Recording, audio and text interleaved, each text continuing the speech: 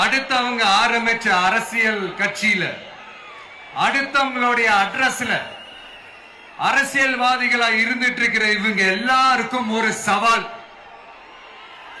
என்ன மாதிரி தனியா, என்ன மாதிரி சொந்தமா ஒரு கட்சி ஆரம்பிச்சு 1% அட்லீஸ்ட் 1% வாக்கு வாங்கி காட்டுற அந்த தில் இருக்குதா, திராணி இருக்குதா?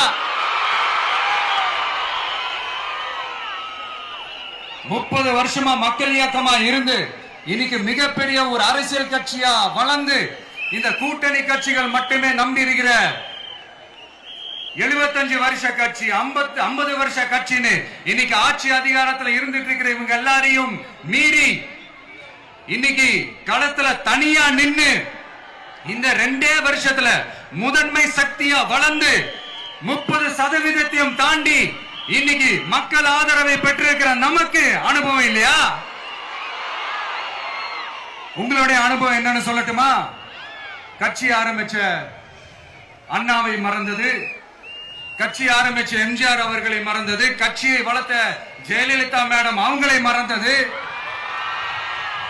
இவங்க எல்லாரும் சொன்ன விஷயங்கள், பேசின விஷயங்கள், எதையெல்லாம் ஃபாலோ பண்ணணும்னு சொன்ன விஷயங்கள் எல்லாத்தையும் மறந்தது.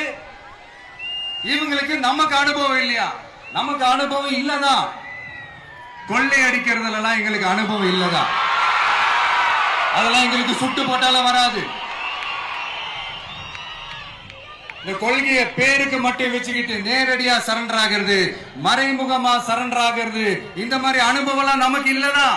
அதுவும் நமக்கு சுட்டு போட்டாலும் வராது. மக்களை நேசிக்கிற நல்ல குணம் இருந்தா போதும்யா. நல்ல சூப்பரான ஒரு நல்லாட்சி கொடுக்கலாம்.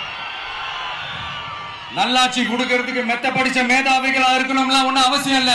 காமராஜர் அவர்கள் மாதிரியோ, எம்ஜிஆர் அவர்கள் மாதிரியோ மக்கள் சக்தியின் துணையால, மக்கள் மேல அக்கறையா இருக்கக்கூடிய நல்ல அதிகாரிகளின் துணையால சூப்பரான ஒரு நல்லாட்சி என்னால கொடுக்க முடியும், செஞ்சு காட்டுறேன்.